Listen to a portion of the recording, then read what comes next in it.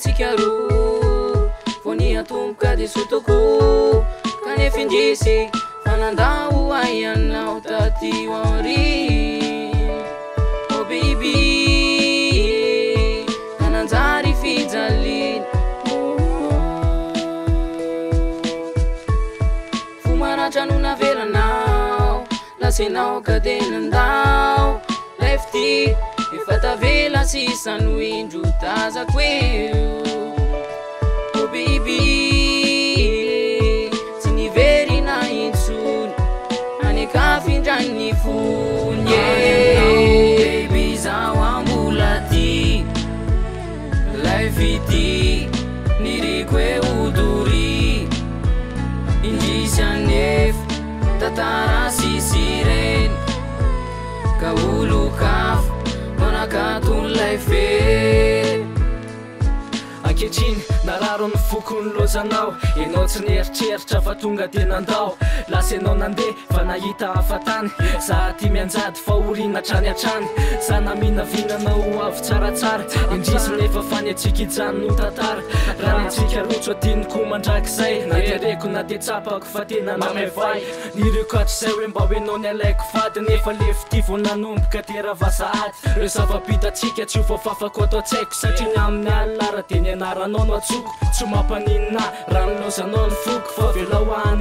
anyrery ny toloko ndana fatsy koa tenako tsy anozona ndana raha ndefa za tsy afaka hitazona anao baby zaho ambola ty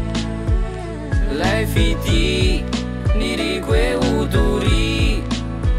indrisy anefa tatara sisireny ka olokafo manakatony life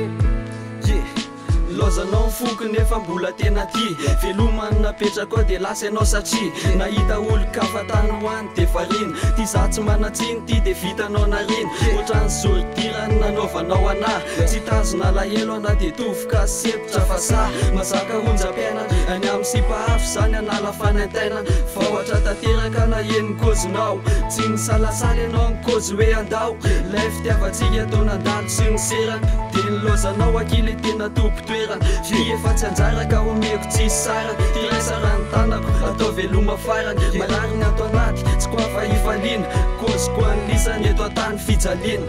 any anao baby zaho ambola ty life ity niriko e odory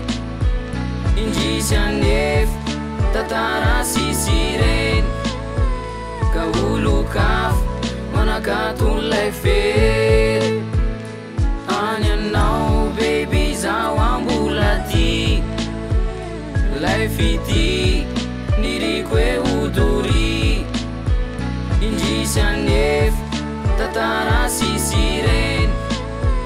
ka olokafo manakatony